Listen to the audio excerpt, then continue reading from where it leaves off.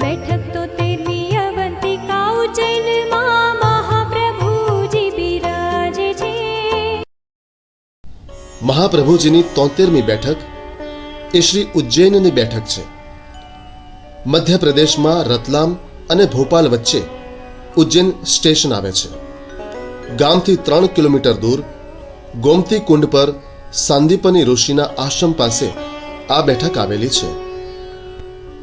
શ્રી મહાપ્રભુજી જગન્નાથપુરીથી આગળ પૃથ્વી પરિક્રમા કરતા કરતા મધ્યપ્રદેશના ઉજ્જૈનમાં પધાર્યા.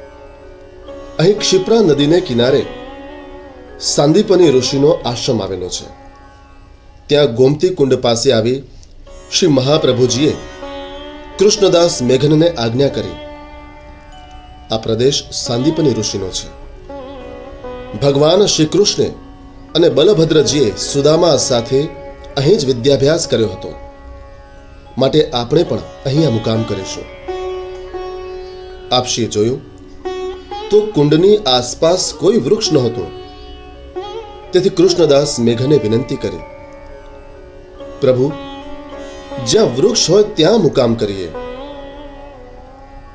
આપશી મૌન રહ્યા અને ખુલ્લા આકાશ નીચે જ બિરાજમાન રહ્યા. એટલામાં ક્યાંકથી એક પીપળાનું પાન ઉડતું ઉડતું આપશીની પાસે આવ્યું. આપશીએ પાસેની બિન પાસે પાનને રોપી જારીજીના જળથી તેનું સિંચન કર્યું.